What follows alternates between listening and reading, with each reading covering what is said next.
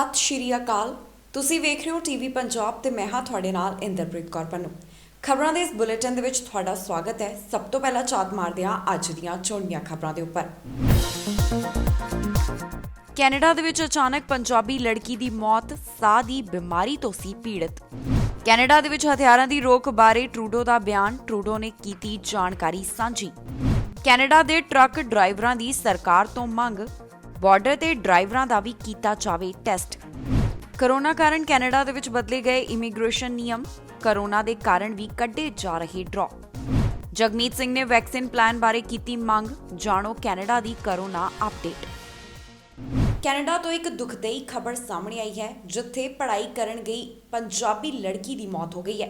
ਇਸ ਲੜਕੀ ਦਾ ਨਾਮ ਸਿਮਰਨ ਦੱਸਿਆ ਜਾ ਰਿਹਾ ਹੈ। ਪਿੱਛੋਂ ਇਹ ਯੂਪੀ ਦੇ ਨਾਲ ਸੰਬੰਧ ਰੱਖਦੀ ਹੈ। ਕੈਨੇਡਾ ਸਰੀ ਦੇ ਵਿੱਚ ਪੜ੍ਹਾਈ ਕਰਨ ਵਾਸਤੇ ਸਟੱਡੀ ਬੇਸ ਦੇ ਉੱਪਰ ਗਈ ਹੋਈ ਸੀ। ਸਾਹ ਦੀ ਬਿਮਾਰੀ ਦੇ ਨਾਲ ਇਹ ਲੜਕੀ ਜੂਝ ਰਹੀ ਸੀ। ਇਸ ਦੇ ਨਾਲ ਰਹਿਣ ਵਾਲੀਆਂ ਦੋ ਲੜਕੀਆਂ ਵੱਲੋਂ ਜਾਣਕਾਰੀ ਸਾਂਝੀ ਕੀਤੀ ਗਈ ਹੈ ਕਿ ਹੌਲੀ-ਹੌਲੀ ਕਰਕੇ ਸਿਮਰਨ ਦੀ ਜੋ ਸਿਹਤ ਹੈ ਉਹ ਤੰਦਰੁਸਤ ਹੋ ਰਹੀ ਸੀ, ਪਰ ਅਚਾਨਕ ਹੀ ਉਸ ਦੀ ਮੌਤ ਹੋ ਗਈ। ਸੋ ਇਸ ਦੇ ਉੱਪਰ ਪੰਜਾਬੀ ਭਾਈਚਾਰੇ ਦੇ ਵਿੱਚ ਸੋਗ ਦੀ ਲਹਿਰ ਦੇਖੀ ਜਾ ਰਹੀ ਹੈ। ਕੈਨੇਡਾ ਤੋਂ ਪੰਜਾਬੀ ਕੁੜੀ ਦੀ ਮੌਤ ਦੀ ਦੁਖਦਾਈ ਖਬਰ ਸਾਹਮਣੇ ਆਈ ਹੈ। ਇਸ ਲੜਕੀ ਦਾ ਨਾਮ ਸਿਮਰਨ ਕੌਰ ਦੱਸਿਆ ਗਿਆ। ਇਹ ਕੈਨੇਡਾ ਦੇ ਵਿੱਚ ਇੰਟਰਨੈਸ਼ਨਲ ਸਟੂਡੈਂਟ ਸੀ। ਸਾਹ ਦੀ ਬਿਮਾਰੀ ਦੇ ਨਾਲ ਇਹ ਲੜਕੀ ਜੂਝ ਰਹੀ ਸੀ। ਸਿਮਰਨ ਸਰੀ ਦੇ ਵਿੱਚ ਪੜ੍ਹਨ ਦੇ ਵਾਸਤੇ ਆਈ ਹੋਈ ਸੀ।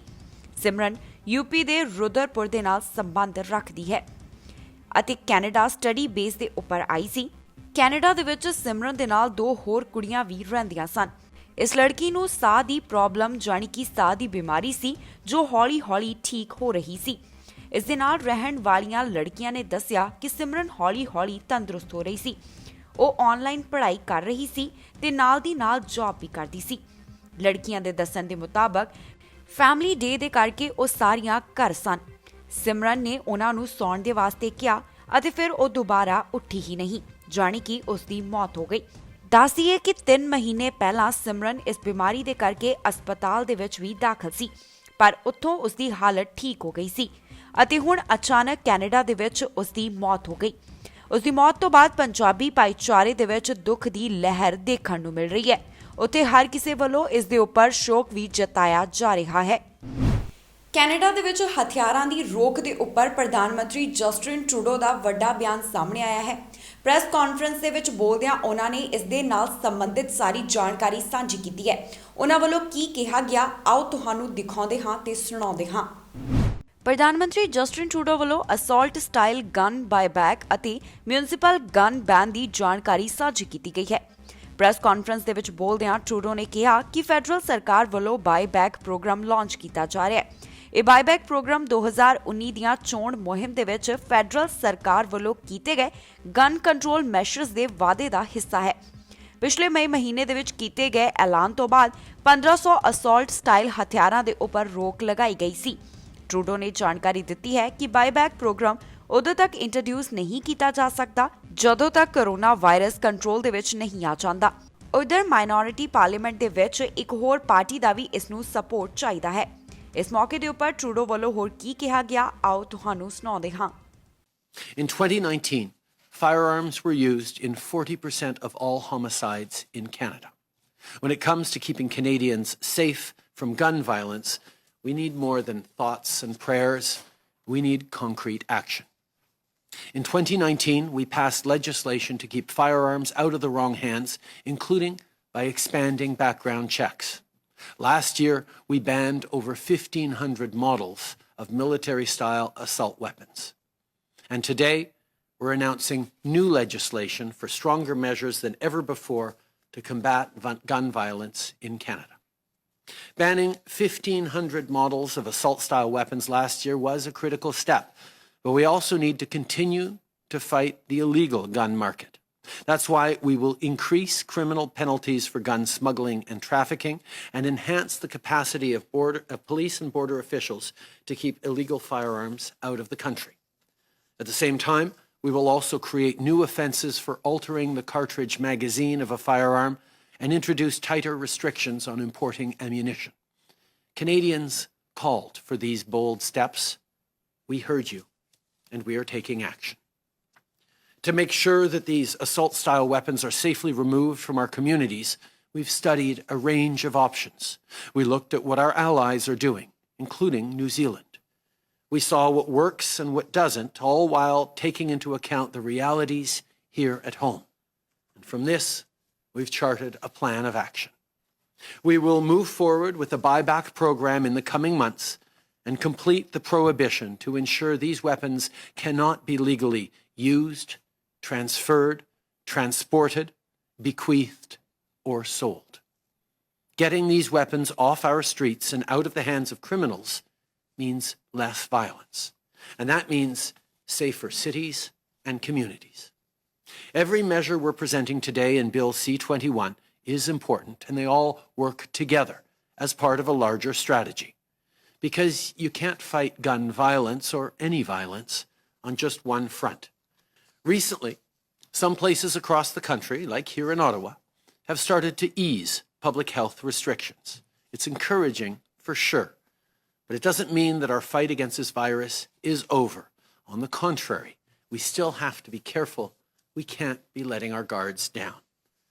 This weekend, you probably heard that new variants of COVID-19 have now been found in all 10 provinces.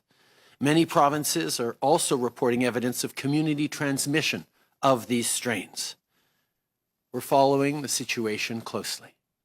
Nobody wants a third wave, especially not with these new variants that are far more contagious. For my part, I'm going to continue working from home as much as possible, even though when I can, I'll come into the office. Getting that balance right is something we're all going to need to look to. We see various provinces opening up their restrictions, and that's a good thing. But at the same time, we need to be making smart choices about how we keep our contacts down, how we prevent COVID-19 from spreading to our loved ones through our community by being careful. We need to limit our movement as much as possible. We need to avoid gatherings. We need to keep wearing our masks. We need to download the COVID Alert app, which will help you, particularly if we're all going out just a little bit more. Having that app that will alert you to exposures around you will help. And even if someone you love has been vaccinated, we need to be careful. We can still transmit, particularly given these new variants, if we're not careful. That's why we have to remain vigilant, even as it's welcome news that things seem to be loosening just a little bit. Canada ਦੇ ਵਿੱਚ corona virus ਦੇ ਕਰਕੇ ਨਵੇਂ ਨਿਯਮ ਲਾਗੂ ਕੀਤੇ ਗਏ ਹਨ। ਬਾਰਡਰ ਰਾਹੀਂ ਕੈਨੇਡਾ ਆਉਣ ਵਾਲਿਆਂ ਨੂੰ ਵੀ ਕੋਰੋਨਾ ਨੈਗੇਟਿਵ ਰਿਪੋਰਟ ਦਿਖਾਉਣੀ ਪਵੇਗੀ, ਪਰ ਇਸ ਤੋਂ ਟਰੱਕ ਡਰਾਈਵਰਸ ਨੂੰ ਬਾਹਰ ਰੱਖਿਆ ਗਿਆ ਹੈ ਕਿਉਂਕਿ ਉਹ ਅਸੈਂਸ਼ੀਅਲ ਜ਼ਰੂਰਤ ਦਾ ਸਮਾਨ ਡਿਲੀਵਰ ਕਰਦੇ ਹਨ, ਜਾਣੀ ਕਿ ਪਹੁੰਚਾਉਂਦੇ ਹਨ। ਪਰ ਕੈਨੇਡਾ ਦੇ ਟਰੱਕ ਡਰਾਈਵਰਾਂ ਵੱਲੋਂ ਮੰਗ ਕੀਤੀ ਜਾ ਰਹੀ ਹੈ ਕਿਉਂਕਿ ਅਮਰੀਕਾ ਦੇ ਵਿੱਚ ਤੇਜ਼ੀ ਦੇ ਨਾਲ ਜੋ ਇਹ ਕੋਰੋਨਾ ਵਾਇਰਸ ਹੈ ਫੈਲਦਾ ਜਾ ਰਿਹਾ। ਉਹਨਾਂ ਕਿਹਾ ਹੈ ਕਿ ਡਰਾਈਵਰਸ ਦਾ ਵੀ ਟੈਸਟ ਕੀਤਾ ਜਾਵੇ ਕੋਰੋਨਾ ਵਾਇਰਸ ਦਾ, ਕਿਉਂਕਿ ਉਹਨਾਂ ਨੂੰ परिवारां दी चिंता है। वो नहीं चाहते कि परिवारां नूं इस वायरस दे नाल कोई नुकसान पहुंचे, क्योंकि इसका कारण एक होर भी उन्हां वल्लों दस्सिया गया कि जदों भी वो ट्रक स्टॉप दे उपर जांदे ने 80% अजिहे लोग हुंदे हन जिन्हां वल्लों ना ते सोशल डिस्टेंसिंग दा ख्याल रखिया जांदा है ते ना ही मास्क पहनिया जांदा है। सरकार तो मंग कर रहे हैं कि इस नियम दे विच उन्हां नूं भी शामिल कीता जावे, जानी कि उन्हां दा भी टैसट कीता जावे। ਕੈਨੇਡਾ ਵੱਲੋਂ ਬਾਰਡਰ ਰਾਹੀਂ ਦਾਖਲ ਹੋਣ ਵਾਲਿਆਂ ਤੇ ਨਵੇਂ ਨਿਯਮ ਲਾਗੂ ਕੀਤੇ ਗਏ ਹਨ, ਜਿਸ ਦੇ ਵਿੱਚ ਅਰਾਈਵਲ ਦੇ ਉੱਪਰ ਕੋਵਿਡ-19 ਟੈਸਟਿੰਗ ਸ਼ਾਮਿਲ ਹੈ। ਇਹ ਫੈਡਰਲ ਸਰਕਾਰ ਦਾ ਨਵਾਂ ਨਿਯਮ ਕੈਨੇਡਾ ਦਾਖਲ ਹੋਣ ਵਾਲੇ ਵੱਡੇ ਹਿੱਸੇ ਤੇ ਲਾਗੂ ਨਹੀਂ ਹੁੰਦਾ। ਇਸ ਗੱਲ ਦੀ ਸਾਂਝ ਕਮਰਸ਼ੀਅਲ ਟਰੱਕ ਡਰਾਈਵਰਸ ਵੱਲੋਂ ਵੀ ਪਾਈ ਗਈ ਹੈ।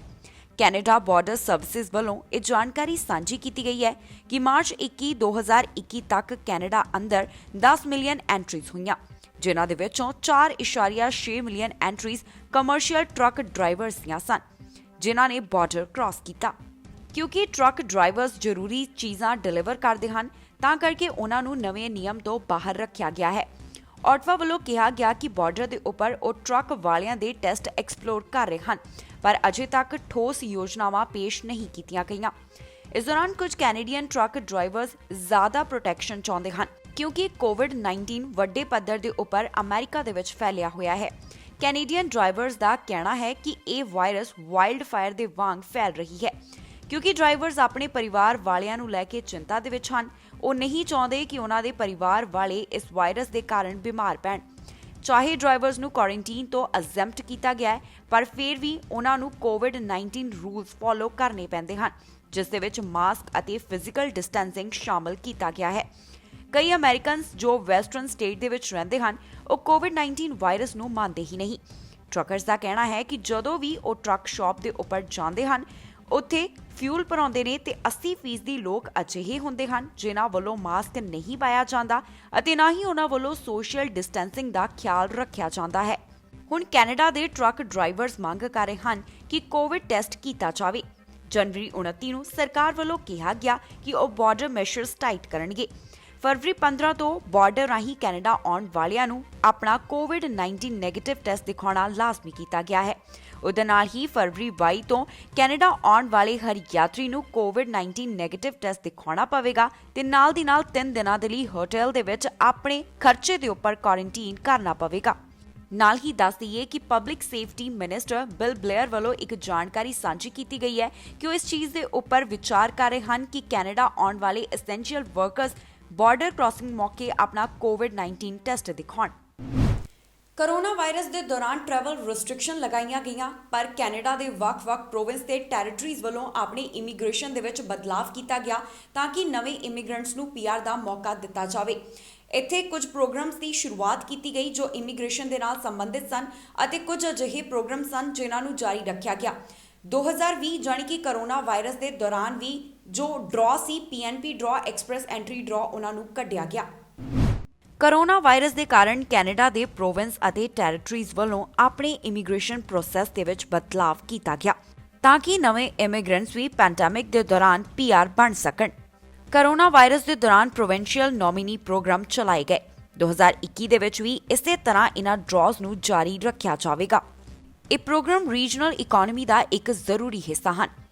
ਇਹਨਾਂ ਨੂੰ ਫੋਰਨ ਵਰਕਰਸ ਦੇ ਨਾਲ ਲੇਬਰ ਮਾਰਕੀਟ ਦਾ ਗੈਪ ਭਰਨ ਦੇ ਲਈ ਡਿਜ਼ਾਈਨ ਕੀਤਾ ਗਿਆ ਹੈ। ਟਰੈਵਲ ਰੈਸਟ੍ਰਿਕਸ਼ਨਸ 2020 ਦੇ ਬਾਵਜੂਦ ਵੀ ਡਰਾ ਕੈਨੇਡਾ ਦੇ ਵਿੱਚ ਕੱਢੇ ਗਏ।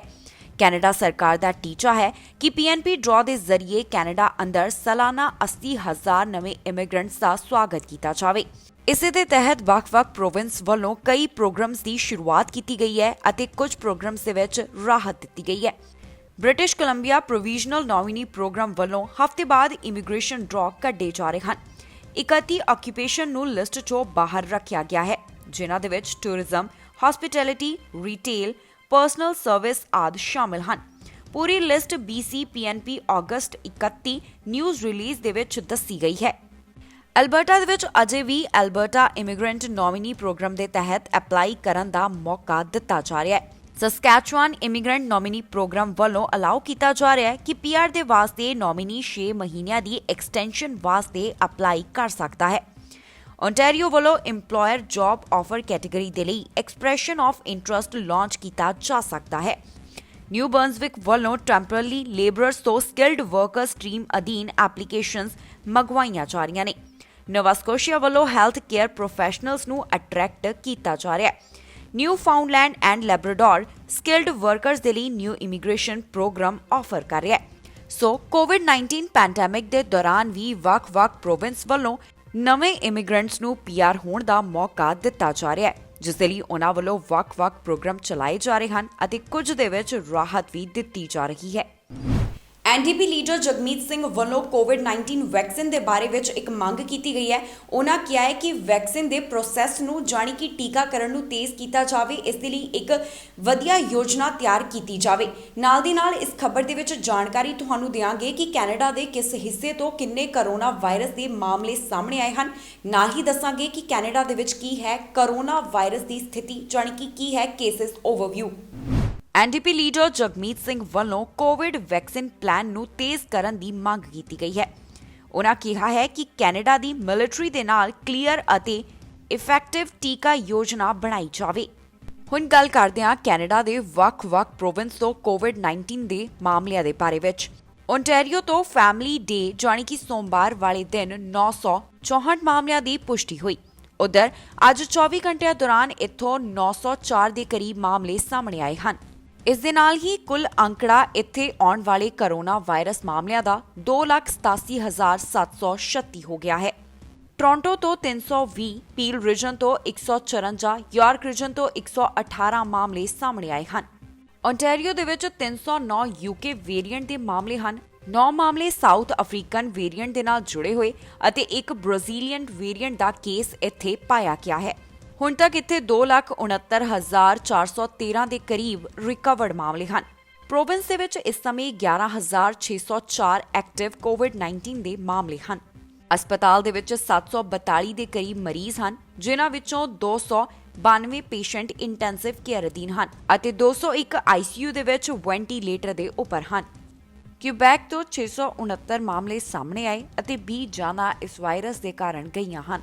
ਕਿਊਬੈਕ ਦੇ ਵਿੱਚ ਹੁਣ ਤੱਕ 2,78,187 ਦੇ ਕਰੀਬ ਮਾਮਲੇ ਸਾਹਮਣੇ ਆ ਚੁੱਕੇ ਹਨ ਅਤੇ ਹੁਣ ਤੱਕ 10,246 ਦੇ ਕਰੀਬ ਲੋਕਾਂ ਦੀ ਜਾਨ ਇਸ ਵਾਇਰਸ ਦੇ ਕਾਰਨ ਜਾ ਚੁੱਕੀ ਹੈ। ਹਸਪਤਾਲ ਦੇ ਵਿੱਚ 771 ਦੇ ਕਰੀਬ ਮਰੀਜ਼ ਹਨ, ਜਿਨ੍ਹਾਂ ਚੋਂ 134 ਮਰੀਜ਼ ਇੰਟੈਂਸਿਵ ਕੇਅਰ ਅਧੀਨ ਹਨ। ਮੈਨੀਟੋਬਾ ਤੋਂ 167 ਨਵੇਂ ਕੋਰੋਨਾ ਦੇ ਮਾਮਲਿਆਂ ਦੀ ਪੁਸ਼ਟੀ ਹੋਈ ਹੈ ਅਤੇ 4 ਮੌਤਾਂ ਇਸ ਵਾਇਰਸ ਦੇ ਕਾਰਨ ਇੱਥੇ ਰਿਕਾਰਡ ਕੀਤੀਆਂ ਗਈਆਂ ਹਨ। ਦੱਸੀਏ ਕਿ ਕੈਨੇਡਾ ਦੇ ਵਿੱਚ ਕੋਵਿਡ-19 ਨੂੰ ਥਰਡ ਵੇਵ ਨੇ ਹਿੱਟ ਕੀਤਾ ਹੈ। ਇਸ ਦੇ ਉੱਪਰ ਵੀ ਚਰਚਾ ਛਿੜ ਗਈ ਹੈ। ਇੱਕ ਪਾਸੇ ਕੈਨੇਡਾ ਦੇ ਪ੍ਰੋਵਿੰਸ ਕੋਰੋਨਾ ਦੇ ਕਾਰਨ ਲਗਾਈਆਂ ਗਈਆਂ ਪਾਬੰਦੀਆਂ ਦੇ ਵਿੱਚ ਢਿੱਲਦੇ ਰਹੇ ਹਨ ਅਤੇ ਦੂਜੇ ਪਾਸੇ ਕੋਰੋਨਾ ਦੇ ਮਾਮਲੇ ਕੈਨੇਡਾ ਦੇ ਵਿੱਚ ਲਗਾਤਾਰ ਸਾਹਮਣੇ ਆ ਰਹੇ ਹਨ। ਕੈਨੇਡਾ ਦੇ 10 ਪ੍ਰੋਵਿੰਸ ਤੋਂ ਕੋਵਿਡ-19 ਵੇਰੀਐਂਟ ਦੇ ਨਾਲ ਜੁੜੇ ਹੋਏ ਮਾਮਲਿਆਂ ਦੀ ਪੁਸ਼ਟੀ ਹੋਈ ਹੈ, ਜਿਸ ਦੇ ਵਿੱਚ ਯੂਕੇ, ਸਾਊਥ ਅਫਰੀਕਾ ਅਤੇ ਬ੍ਰਾਜ਼ੀਲ ਦੇ ਵੇਰੀਐਂਟ ਦੇ ਮਾਮਲੇ ਸਾਹਮਣੇ ਆਏ ਹਨ। ਓਨਟਾਰੀਓ ਦੇ 27 ਰੀਜਨ ਦੇ ਵਿੱਚ ਹੌਲੀ-ਹੌਲੀ ਕਰਕੇ ਚੀਜ਼ਾਂ ਨੂੰ ਖੋਲ੍ਹਣ ਦੀ ਇਜਾਜ਼ਤ ਦਿੱਤੀ ਗਈ ਹੈ। ਉਧਰ ਫਰਵਰੀ 8 ਤੋਂ ਕਿਊਬੈਕ ਦੇ ਵਿੱਚ ਵੀ ਰਾਹਤ ਦਿੱਤੀ ਗਈ ਹੈ। ਇਸ ਦੇ ਉੱਪਰ ਐਕਸਪਰਟਸ ਵੱਲੋਂ ਆਪਣੀ ਚਿੰਤਾ ਦਾ ਪ੍ਰਗਟਾਵਾ ਕੀਤਾ ਗਿਆ। ਕੈਨੇਡਾ ਦੇ ਵਿੱਚ ਹੁਣ ਤੱਕ 8,30,000 ਦੇ ਕਰੀਬ ਕੋਰੋਨਾ ਦੇ ਮਾਮਲੇ ਸਾਹਮਣੇ ਆ ਚੁੱਕੇ ਹਨ। 21,358 ਦੇ ਕਰੀਬ ਲੋਕਾਂ ਦੀ ਇਸ ਵਾਇਰਸ ਦੇ ਕਰਕੇ ਜਾਨ ਜਾ ਚੁੱਕੀ ਹੈ। 7,74,000 ਕੈਨੇਡਾ ਦੇ ਵਿੱਚ ਹੁਣ ਤੱਕ ਰਿਕਵਰਡ ਮਾਮਲੇ ਹਨ, ਜਿਨ੍ਹਾਂ ਨੇ ਕੋਰੋਨਾ ਵਾਇਰਸ ਨੂੰ ਮਾਤ ਦਿੱਤੀ। WHO ਵੱਲੋਂ ਇੱਕ ਹੋਰ ਕੋਰੋਨਾ ਵਾਇਰਸ ਦੇ ਟੀਕੇ ਨੂੰ ਪੂਰੇ ਵਿਸ਼ਵ ਦੇ ਵਿੱਚ ਐਮਰਜੈਂਸੀ ਇਸਤੇਮਾਲ ਦੀ ਮਨਜ਼ੂਰੀ ਦੇ ਦਿੱਤੀ ਹੈ। ਉਹਨਾਂ ਵੱਲੋਂ ਐਸਟ੍ਰਾਜੈਨੇਕਾ ਦੇ ਟੀਕੇ ਨੂੰ ਹਰੀ ਝੰਡੀ ਦੇ ਦਿੱਤੀ ਗਈ ਹੈ। ਇਸ ਦੇ ਨਾਲ ਸੰਬੰਧਿਤ ਬਾਕੀ ਸਾਰੀ ਅਪਡੇਟ ਦੱਸਾਂਗੇ ਇਸ ਖਬਰ ਦੇ ਵਿੱਚ। WHO ਵੱਲੋਂ ਇੱਕ ਹੋਰ ਕੋਵਿਡ-19 ਵੈਕਸੀਨ ਨੂੰ ਪੂਰੇ ਵਿਸ਼ਵ ਦੇ ਵਿੱਚ ਐਮਰਜੈਂਸੀ ਵਰਤੋਂ ਦੇ ਲਈ ਮਨਜ਼ੂਰੀ ਦੇ ਦਿੱਤੀ ਗਈ ਹੈ। ਸੀਰਮ ਦੀ ਕੋਰੋਨਾ ਵੈਕਸੀਨ ਨੂੰ WHO ਨੇ ਹਰੀ ਝੰਡੀ ਦਿੱਤੀ ਹੈ, ਜਿਸ ਦੇ ਕਾਰਨ ਹੁਣ ਦੁਨੀਆ ਭਰ ਦੇ ਵਿੱਚ ਇਸ ਦੀ ਐਮਰਜੈਂਸੀ ਵਰਤੋਂ ਕੀਤੀ ਜਾ ਸਕਦੀ ਹੈ। ਵਿਸ਼ਵ ਸਿਹਤ ਸੰਗਠਨ ਵੱਲੋਂ ਐਸਟ੍ਰਾਜੈਨੇਕਾ ਅਤੇ ਆਕਸਫੋਰਡ ਯੂਨੀਵਰਸਿਟੀ ਦੇ ਕੋਰੋਨਾ ਟੀਕੇ ਨੂੰ ਐਮਰਜੈਂਸੀ ਯੂਜ਼ ਦੀ ਮਨਜ਼ੂਰੀ ਦੇ ਦਿੱਤੀ ਹੈ। ਦੱਸ ਦਈਏ ਕਿ ਪੁਣੇ ਸਥਿਤ ਸੀਰਮ ਇੰਸਟੀਚਿਊਟ ਆਫ ਇੰਡੀਆ ਨੇ ਇਸ ਟੀਕੇ ਨੂੰ ਕੋਵਿਸ਼ੀਲਡ ਨਾਮ ਤੋਂ ਤਿਆਰ ਕੀਤਾ ਹੈ। ਇਸ ਅਪਰੂਵਲ ਤੋਂ ਬਾਅਦ ਪੈਂਡੇਮਿਕ ਦੇ ਨਾਲ ਨਜਿੱਠਣ ਦੇ ਲਈ ਦੁਨੀਆ ਭਰ ਦੇ ਦੇਸ਼ਾਂ ਦੇ ਵਿੱਚ ਵੈਕਸੀਨ ਦੀਆਂ ਕਈ ਡੋਜ਼ ਪਹੁੰਚਾਈਆਂ ਜਾਣਗੀਆਂ। ਅਮਰੀਕਾ ਦੀ ਸਿਹਤ ਏਜੰਸੀ ਨੇ ਇੱਕ ਬਿਆਨ ਜਾਰੀ ਕੀਤਾ ਹੈ, ਜਿਸ ਦੇ ਵਿੱਚ ਉਹਨਾਂ ਕਿਹਾ ਕਿ ਸੀਰਮ ਇੰਸਟੀਚਿਊਟ ਆਫ ਇੰਡੀਆ ਅਤੇ ਸਾਊਥ ਕੋਰੀਆ ਦੀ ਐਸਟ੍ਰਾਜੈਨੇਕਾ SK ਬਾਇਓ ਵੱਲੋਂ ਬਣਾਏ ਜਾ ਰਹੇ ਐਸਟ੍ਰਾਜੈਨੇਕਾ ਟੀਕੇ ਨੂੰ ਐਮਰਜੈਂਸੀ ਅਪਰੂਵਲ ਦਿੱਤੀ ਗਈ ਹੈ। WHO ਵੱਲੋਂ ਐਸਟ੍ਰਾਜੈਨੇਕਾ ਦੇ ਕੋਰੋਨਾ ਟੀਕੇ ਨੂੰ ਹਰੀ ਝੰਡੀ ਮਿਲਣ ਦੇ ਨਾਲ ਹੀ ਜੋ ਗਰੀਬ ਦੇਸ਼ ਹਨ ਉਸ ਦੇ ਵਿੱਚ ਵੀ ਇਸ ਦੀ ਡੋਜ਼ ਪਹੁੰਚਾਈ ਜਾਵੇਗੀ। ਇੱਥੇ ਦੱਸਣਾ ਬਣਦਾ ਹੈ ਕਿ ਪਿਛਲੇ ਹਫਤੇ WHO ਦੇ ਐਕਸਪਰਟਸ ਨੇ 18 ਸਾਲ ਤੋਂ ਵੱਧ ਉਮਰ ਦੇ ਲਈ ਐਸਟ੍ਰਾਜੈਨੇਕਾ ਟੀਕੇ ਦੇ ਇਸਤੇਮਾਲ ਦੀ ਸਿਫਾਰਿਸ਼ ਕੀਤੀ ਸੀ।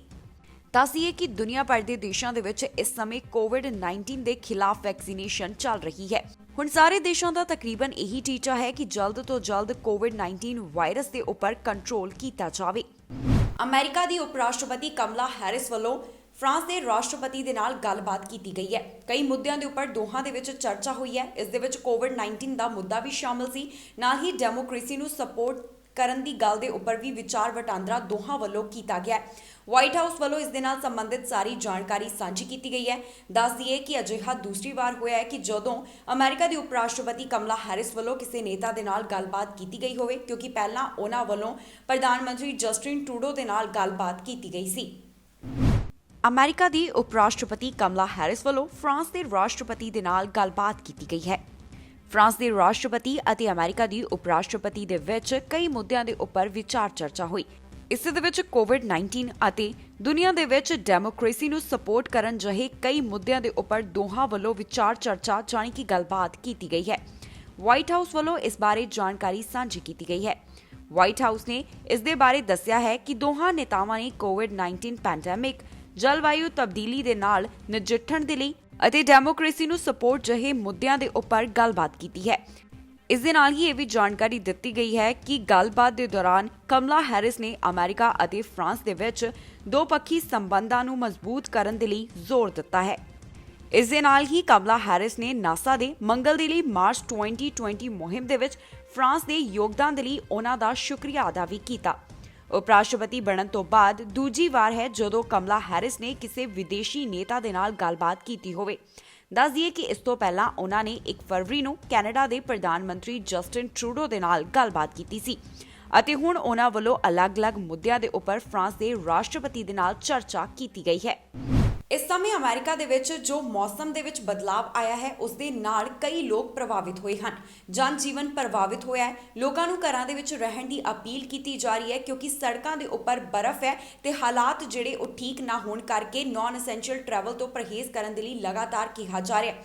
ਇਸ ਮੌਸਮ ਦੇ ਕਾਰਨ ਜੋ ਇੰਨੀ ਜ਼ਿਆਦਾ ਬਰਫ਼ਬਾਰੀ ਹੋ ਰਹੀ ਹੈ, ਕਈ ਲੋਕ ਅਜਿਹੇ ਹਨ, ਕਈ ਘਰ ਅਜਿਹੇ ਹਨ ਜਿਨ੍ਹਾਂ ਨੂੰ ਬਿਨਾਂ ਬਿਜਲੀ ਦੇ ਰਹਿਣਾ ਪੈ ਰਿਹਾ ਹੈ। ਕਈ ਜਗ੍ਹਾ ਦੇ ਉੱਪਰ ਬਿਜਲੀ ਸਪਲਾਈ ਪੂਰੀ ਤਰ੍ਹਾਂ ਦੇ ਨਾਲ ਠੱਪ ਹੋ ਗਈ ਹੈ।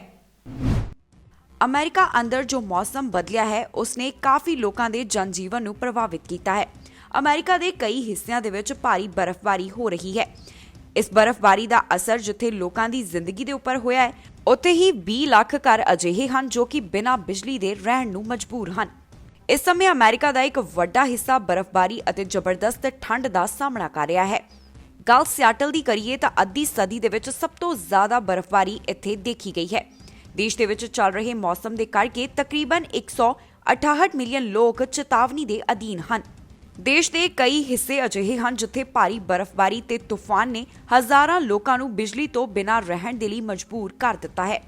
ਕਈ ਖੇਤਰਾਂ ਦੇ ਵਿੱਚ ਬਿਜਲੀ ਸਪਲਾਈ ਠੱਪ ਹੋਣ ਕਰਕੇ ਲੋਕਾਂ ਨੂੰ ਘਰਾਂ ਦੇ ਵਿੱਚ ਵੀ ਠੰਡ ਦਾ ਸਾਹਮਣਾ ਕਰਨਾ ਪੈ ਰਿਹਾ ਹੈ।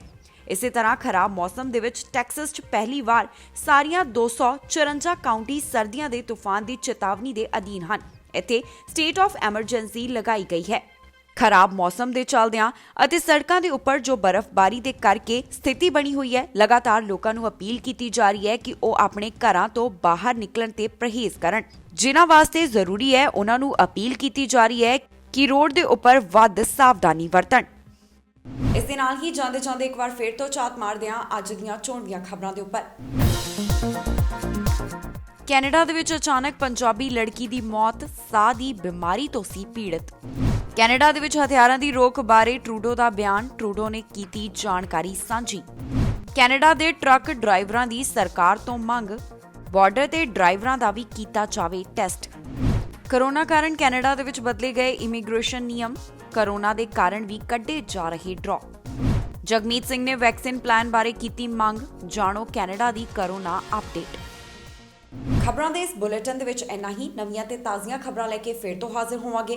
ਫਿਲਹਾਲ ਮੈਨੂੰ ਇੰਦਰਪ੍ਰੀਤ ਕੌਰ ਪੰਨੂ ਨੂੰ ਦਿਓ ਇਜਾਜ਼ਤ ਤੇ ਤੁਸੀਂ ਵੇਖਦੇ ਰਹੋ ਟੀਵੀ ਪੰਜਾਬ।